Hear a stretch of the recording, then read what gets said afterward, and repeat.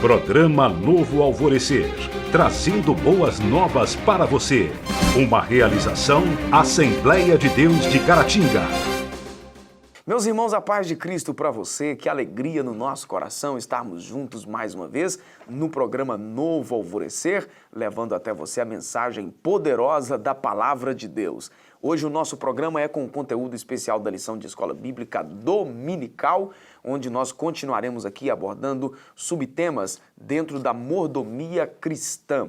E eu tenho certeza que será mais uma vez um momento para o nosso crescimento no conhecimento da poderosa Palavra de Deus.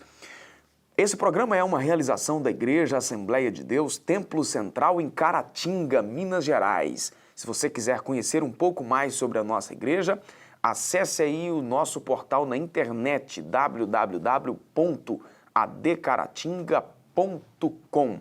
O endereço da nossa igreja, na cidade de Caratinga, Rua Princesa Isabel, 52, no centro da nossa cidade. Nós vamos a um intervalo rapidinho e a gente volta em instantes para darmos sequência aqui a esse programa e iniciarmos o nosso bate-papo sobre este assunto de hoje.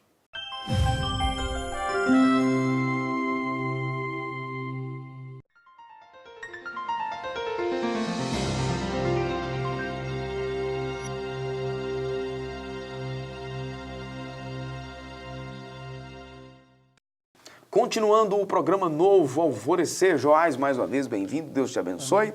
Lição de número 5, ministrada nesse próximo domingo, dia 4 de agosto de 2019, a mordomia da igreja local.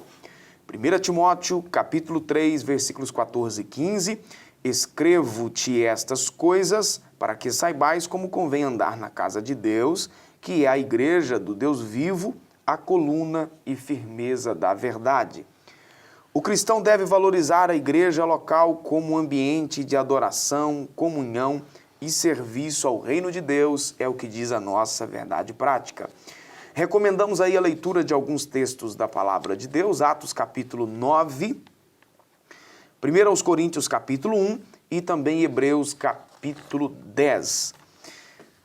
Joás, então nós vamos abordar aqui hoje sobre o cuidado com a igreja local, a atenção com a igreja local, ou seja, dentro aí da nossa temática, a mordomia da igreja local. Né? Quem vem acompanhando aí desde a primeira lição, sabe aí que nós já falamos aí sobre a mordomia em si, que não é esse significado pejorativo que tem na nossa cultura aí, que é o camarada que está folgado né, em relação à igreja local. Mas o sentido aqui mesmo da palavra de mordomo, aquele que cuida, aquele que zela. Né? A igreja é formada de pessoas que reúnem com propósitos de adorar, de congregar, de servir a Deus e enfim. O que nós refletiremos aqui então é sobre as nossas responsabilidades em relação a essa igreja, desenvolver, então, essa igreja, essa responsabilidade, tendo a comunhão com Deus, com os irmãos e, enfim, será basicamente aí o assunto que vai girar em torno desse programa de hoje. Vai trazer um pouco de uma coisa que está meio confusa hoje em dia, né? O valor da congregação, da igreja, né? Do local onde se reúnem os santos para adorar, para congregar, como diz aqui, para servir. Né? Hoje parece que está cada vez mais comum, né, você encontrar por aí com desigrejados, né, gente que não quer mais saber, se diz cristão, né, adorador, mas não tem igreja nenhuma. Nós vamos abordar isso com um pouquinho mais de detalhe mais à frente, no último tópico. Né?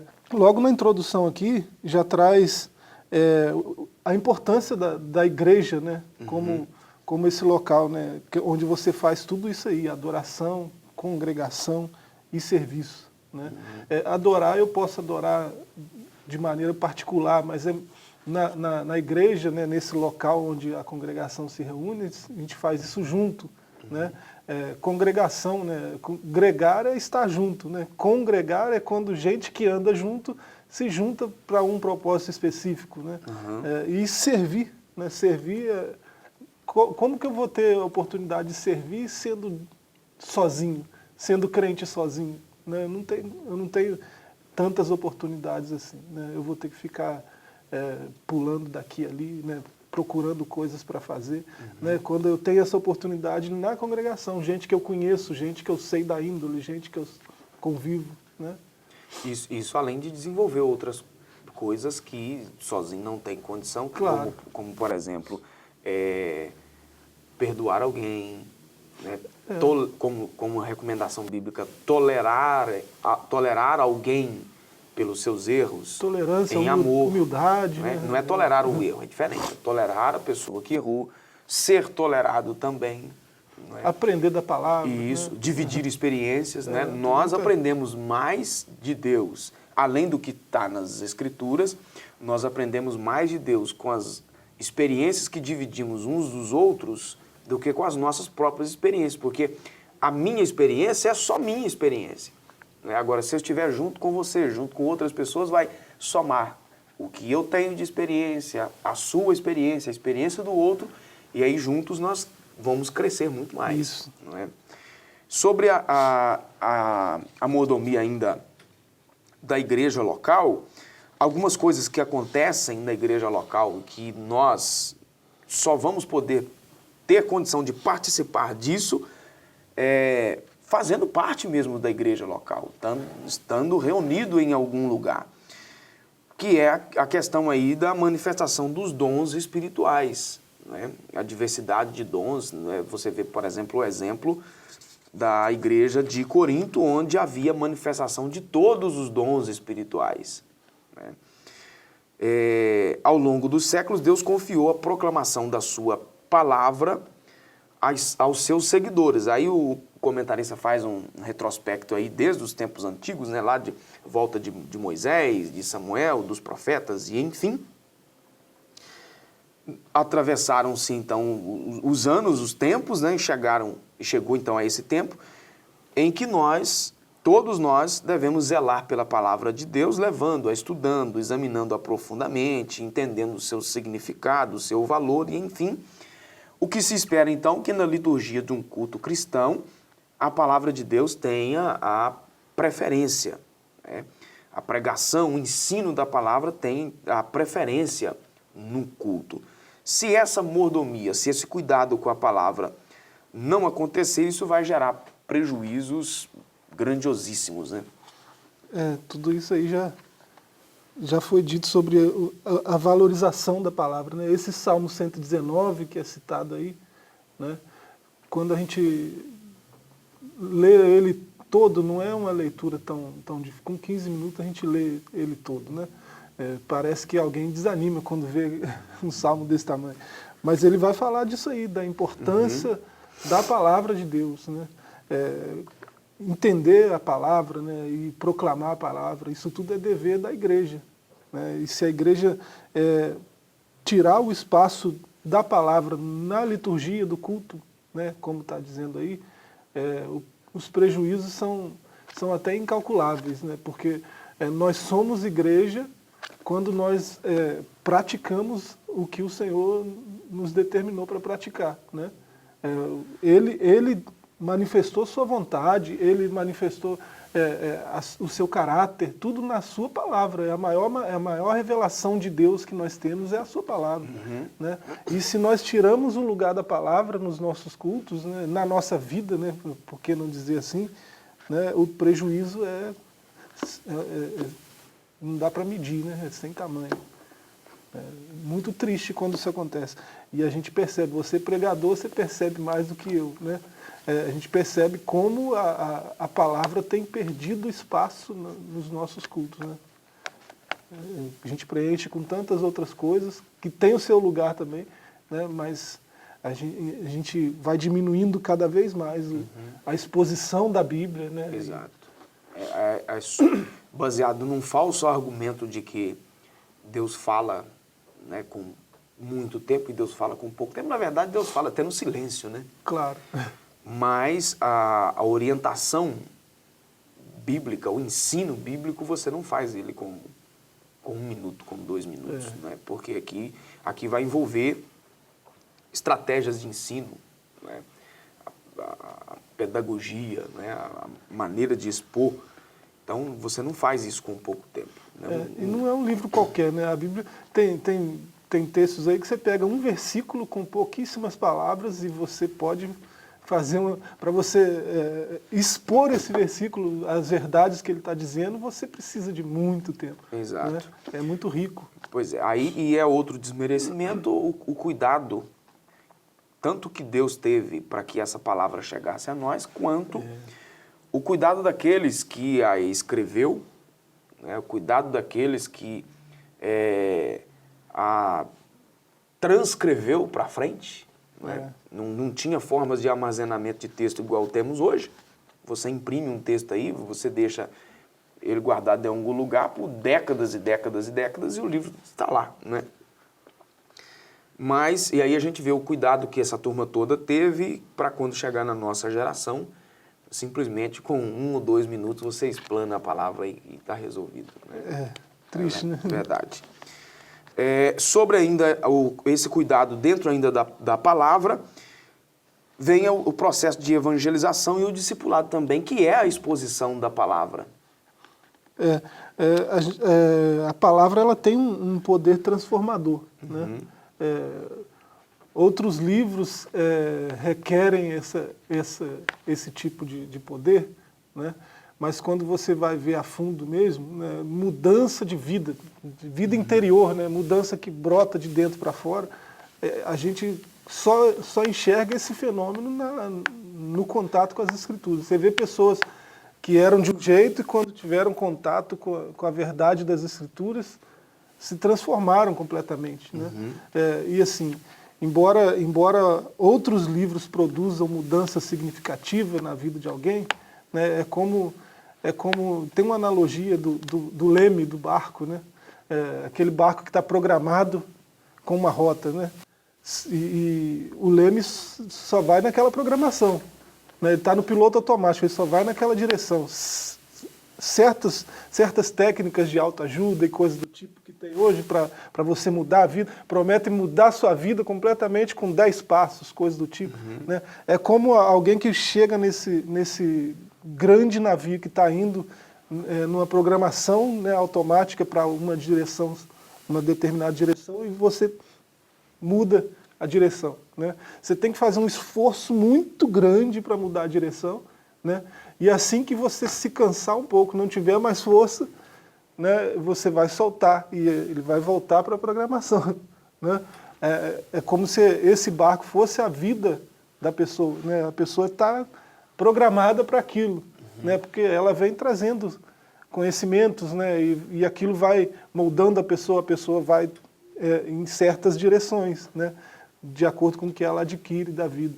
E assim, faça isso, faça aquilo que você vai mudar a sua vida, isso é a tentativa de mudar a programação, que não vai. A Bíblia ela vai lá no leme. Né? Está escrito que ela é poderosa para penetrar na divisão da alma e do espírito, já pensou? Ela tem esse poder. Então ela é introspectiva, né? Ela vai no mais íntimo da pessoa e muda aquilo lá dentro, lá no mais íntimo. Trabalha no interior, né? É muito poderoso. Né, para nós fecharmos aqui então, aí sobre a mordomia ainda dos dons. Os dons são para edificação, né? Todos eles são para edificação. Você vê lá os textos de Coríntios, de 1 Pedro 4, que está citado aqui, né? Dons de poder e unção, né? Deus entrega unção e poder à sua igreja através dos dons, né? Dos dons do Espírito Santo. E todos esses dons são para edificação, né? Deus me deu um dom para edificar você, e Ele te deu um dom para edificar a mim. Né? A gente, nessa troca de experiências, né? A gente congregando, a gente acaba edificando um ao outro, e todo mundo cresce no reino, né? Por causa de estar junto, né? Por causa dessa manifestação do Espírito Santo, quando há essa unidade. Né? Certo. Bom, a gente volta já já.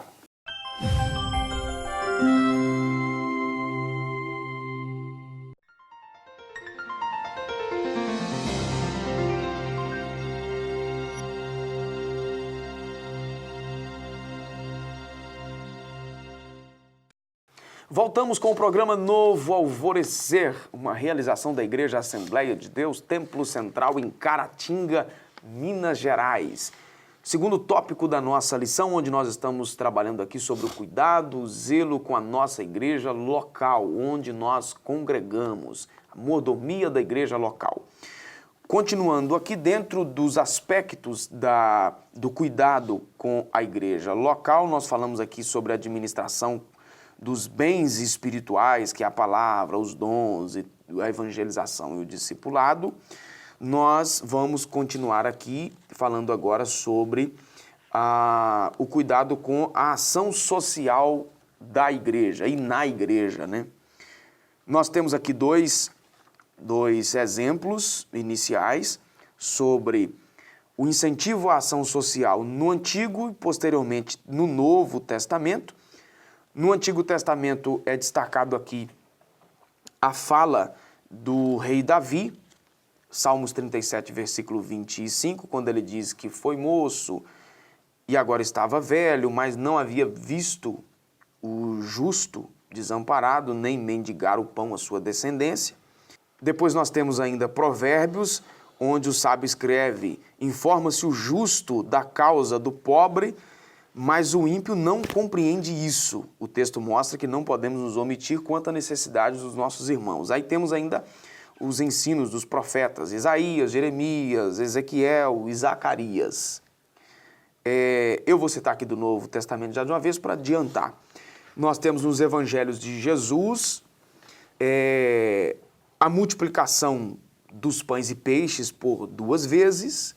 Nós temos ensinos, né, de Jesus, mesmo quando ele não dava de comer, né, literalmente, mas ele, né, ensinava isso de maneira muito consistente. Nós temos também ainda o exemplo da igreja em Atos dos Apóstolos, conforme a gente conhece muito bem o texto, onde diz que as pessoas vendiam as suas propriedades e entregavam aos apóstolos para que repartissem, de maneira que não havia necessitados na igreja primitiva. E temos ainda os ensinos nas epístolas, né?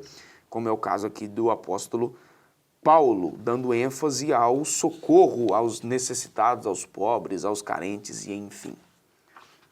É bastante coisa, né? Você vê a importância da ação social, né? A igreja não faz parte do terceiro setor, né, de assistência social, mas ela cumpre um papel importante nesse sentido, né? A igreja ela tem esse papel de amparar os órfãos, as viúvas, né, de cuidar dos necessitados. Ela é chamada para isso até, né? Ela é convocada para isso. E quando fala aí dos Salmos, né, por exemplo, a gente vê que Deus não desampara aquele que vive corretamente, né? E nos Provérbios a gente vê que nós, os justos, né, não podemos nos omitir dessa ação social, né, de amparar esse que sofre, né? E nos profetas você vê Deus chamando a atenção da liderança espiritual, né, nesse sentido. Liderança espiritual, você vê os profetas apontando, né, para Jerusalém, aqui no caso de Ezequiel, por exemplo, né, ele fala que Sodoma foi mais justa nesse sentido, né, e ele chama a atenção assim, de forma muito dura, né, para não desamparar os necessitados, né. E no Novo Testamento, você já falou aí, né, da multiplicação dos pães e peixes, né, pelo menos 2 vezes está registrado nos evangelhos, e da ênfase do ensino de Jesus nesse sentido, né, de se ajudar, de ajudar o próximo, né, e em suas parábolas, seus ensinos é repleto disso, né. E depois você vê nas epístolas, né, nos Atos, nas epístolas, por exemplo, você vê Tiago falando que a religião verdadeira é visitar os órfãos e as viúvas, né? Você vê que a instituição do diaconato, né, para suprir essa necessidade. Exatamente. Né? Criou-se um departamento, né, na congregação para cuidar disso, do amparo dos órfãos, das viúvas, né? Então, você vê a importância da ação social na igreja, né? não é algo que deve ser desprezado, né? Deixar de lado. Por fim, aí, sobre o alívio ao próximo, o alívio do próximo. E isso para a glória de Deus, agir para a glória de Deus, aliviando a necessidade do próximo. A Igreja de Cristo deve socorrer os menos favorecidos, porque o amor de Deus está em nós e, portanto, devemos amar o nosso semelhante. Isso deve ser algo natural, né, de quem serve a Deus. Deve ser não deve ser nada imposto, não deve ser nada assim, isso faz parte da minha religião, ou coisa do tipo. Né? Ou de ser obrigatório fazer, né? Tem que ser algo feito com alegria. Devia ser algo assim, natural. Eu sou santo, eu sou salvo, eu sou de Cristo, então eu vejo alguém em necessidade, eu vou lá e ajudo. Inclusive está escrito que se eu tenho a capacidade de ajudar, né? Eu sei que eu posso ajudar, e eu não faço, eu estou pecando. Né? O negócio é sério assim. Certo, vamos dar uma pausa, a gente volta já para fecharmos aqui o nosso assunto sobre o cuidado com a igreja local. Não saia daí, rapidinho a gente está de volta.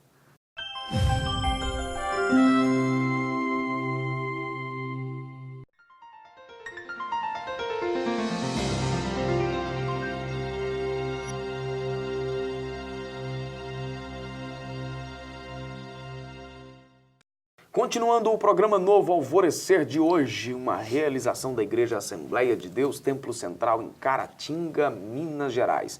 O nosso programa vai ao ar pela TV local aqui na nossa cidade e também são distribuídos aí em diversos canais no YouTube, na internet. Obrigado você que nos acompanha, sempre seja pela TV ou pela internet.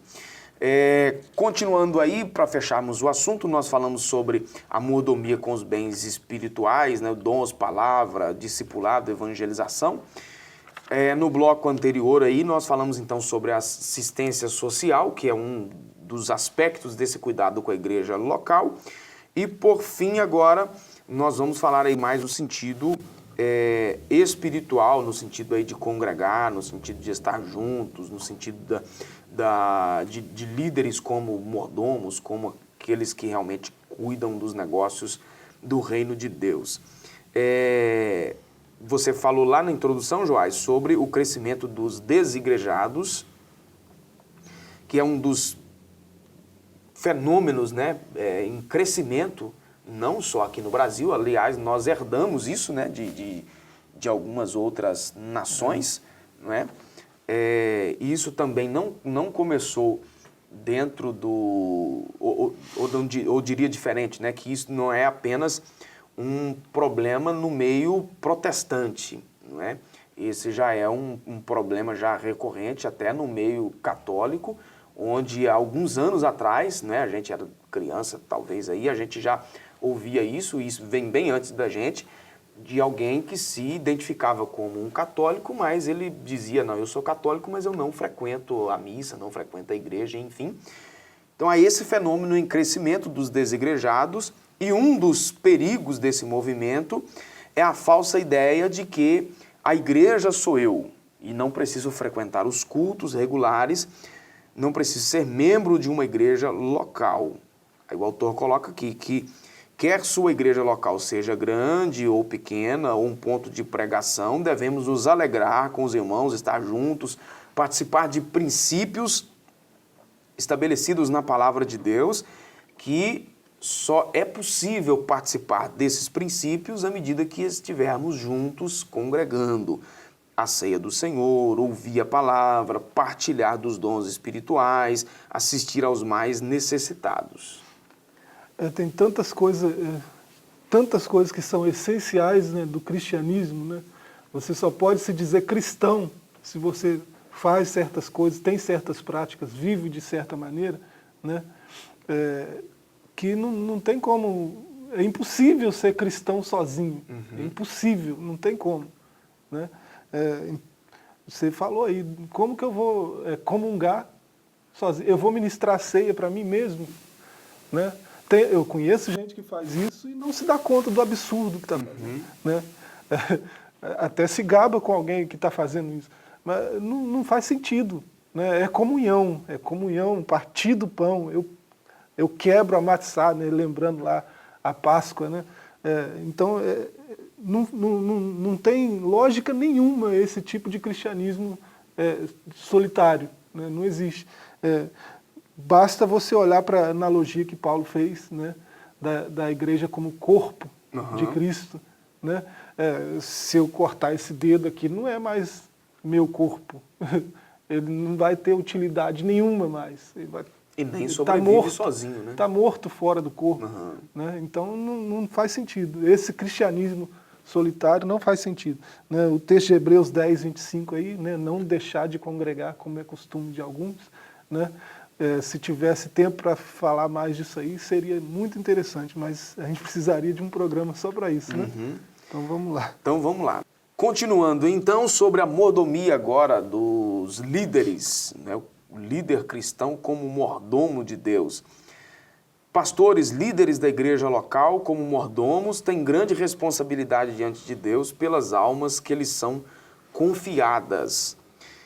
Aí tem aqui uma fala do autor muito interessante, entre tudo aquilo que ele coloca, que nenhum líder deve se comportar como que maior do que os outros. Nenhum líder de sucesso, ele deve ser inacessível aos humildes, mas precisa ser servo do Senhor, e todos devem fazer parte da irmandade da bacia e da toalha, fazendo aqui uma analogia ao texto que ele até cita anteriormente aí, quando Jesus lavou os pés dos discípulos. João 13, né? Se ele, tudo que ele fez, ele deu exemplo para que a gente seguisse suas pisadas, né? Alguém que está em uma posição de liderança deve ter como seu maior coaching, né, Jesus Cristo de Nazaré. Né? Ele foi o maior líder que já existiu, ele foi o maior tudo que já existiu, né? O maior homem que já pisou na face da terra. Então ele deve ser exemplo em tudo.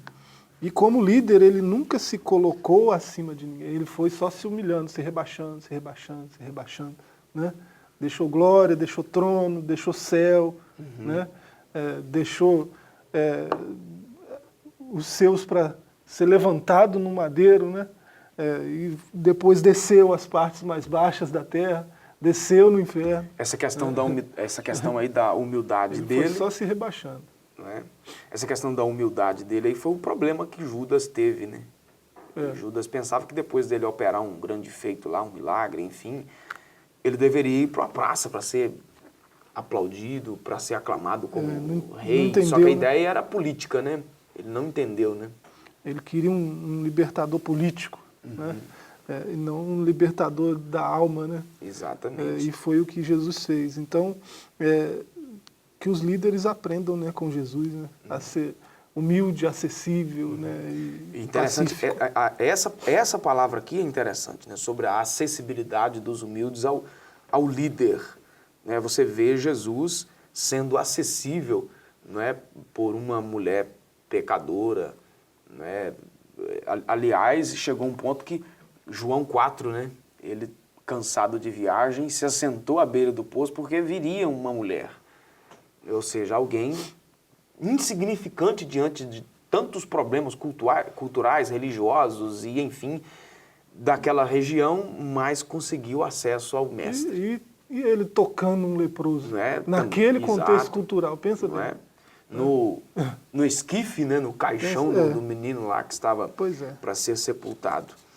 Ainda por fim, aqui para nós terminarmos, esse cuidado com a igreja local não é só para os líderes, não é? Precisa ser um cuidado também para a membresia, para os membros, para os congregados. Cada um na sua responsabilidade específica, não é? Mas o membro do corpo de Cristo, aquele que congrega, aquele que faz parte daquela organização, ele deve ser útil à obra do Senhor naquele lugar, exercendo então um cuidado, uma mordomia, conforme a sua capacidade. Todo mundo foi chamado para ajudar em algum sentido, né, a fazer algo para o reino, né? Então, não podemos nos eximir desse papel de ser útil para outros, né, de ser útil no reino. Não é só cruzar os Nada braços, melhor né? do que servir. Tem gente que você já deve ter ouvido essa expressão, pelo menos aqui na nossa região, vez ou outra a gente ouve alguém dizer que agora eu sou membro de banco. Quer dizer, membro de banco é aquela pessoa que vai à igreja, só assenta lá, Crente aí ele prego. não vai para cultuar, é mais ou menos isso. Ele não vai para cultuar, aí tem até uma outra expressão que ele vai para assistir o culto. Ou seja, ele vai para ver, então, outras pessoas cultuarem. Você disse aí sobre membro de banco, que é prego, né? Que faz parte lá né, da construção do banco. Joás, obrigado mais uma vez. Amém. Você de casa também, a gratidão do nosso coração por você nos acompanhar, sempre independente do canal que você nos acompanha, seja pela TV ou pela internet. Na Assembleia de Deus Templo Central, em Caratinga, Minas Gerais, esse assunto é abordado de maneira mais ampla na Escola Bíblica Dominical, domingo às 8 da manhã. Rua Princesa Isabel, 52. Deus abençoe você e a sua família. Fique na graça e na paz e até o nosso próximo encontro. Programa Novo Alvorecer, trazendo boas novas para você. Uma realização Assembleia de Deus de Caratinga.